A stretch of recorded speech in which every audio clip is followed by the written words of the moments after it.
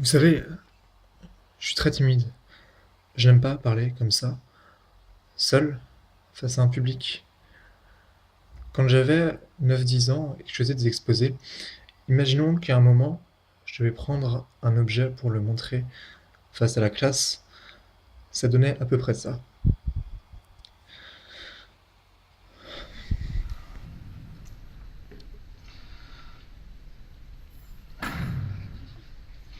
Alors, je veux parler d'une chose que je connais très bien, d'une chose que je connais mieux que vous tous ici, le trac.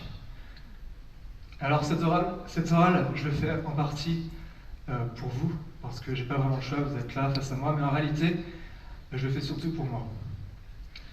Quand on est face au public, face au danger, une partie de notre cerveau, le reptilien, nous dicte 3 comportements possibles. Le premier, la fuite.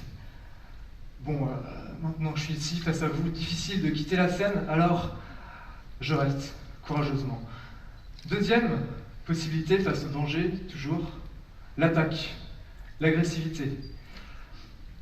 Pas toujours le bienvenu dans ce genre de convention non plus, alors il reste une troisième possibilité. Simuler la mort. Disparaître derrière son pupitre, derrière son texte, derrière ses notes, derrière ses slides, et pour bien faire, se rétracter totalement, gestuellement, physiquement, vocalement. Se rétracter intellectuellement. S'ajoute à cela les défauts d'expression. Vous en avez plein. Par exemple, la constance gestuelle, le tic gestuel, qui est là pour rassurer. Il y a aussi la constance verbale, le tic verbal, la scorie, la voix monocorde, la constance tonale, la constance rythmique. Vous savez, moi, quand j'avais 9, 10 ans et que je faisais mes exposés, j'attendais qu'une seule chose. C'était de débiter mon texte le plus rapidement possible pour sortir de là vivant et sauver ma peau. Bref, tous ces défauts, toutes ces constances ajoutent quelque chose de triste, de fade, d'ennuyeux, de mortifère à nos présentations. Alors, d'où vient ce trac? D'où vient cette peur? L'éducation à la française, c'est un véritable paradoxe. Petit, quand j'avais 4-5 ans, j'adorais parler en public. J'avais pas peur de réciter la poésie ou la comptine face à ma famille ébahie qui me voyait déjà sur les planches. Mon père disait, ce petit là, il est bon, il y a un truc, je te le dis, il est bon. Il me voyait déjà comédien. Et pourtant, quelques années plus tard, il n'y a plus personne. Il n'y a plus personne, je ne suis plus que l'ombre de moi-même. Alors, il a bien dû se passer quelque chose entre le moment où j'étais très à l'aise, je prenais du plaisir, et le moment où je me retrouve complètement paralysé face à la classe. L'éducation, précisément. L'éducation qui nous a inculqué quelques phrases. Vous les connaissez, on les apprend à l'école. Alexandre, tourne cette fois la langue dans ta bouche avant de parler. Alexandre, lève ta main avant de prendre la parole. On n'est plus très spontané. On perd cette spontanéité, si bien qu'on nous a appris à avoir peur de parler. Et ça n'est pas une peur innée, c'est une peur acquise. Puis tout l'environnement de l'enfance jusqu'à l'âge adulte, y compris, se charge de reconditionner en nous le fait de parler en public et le sentiment du danger.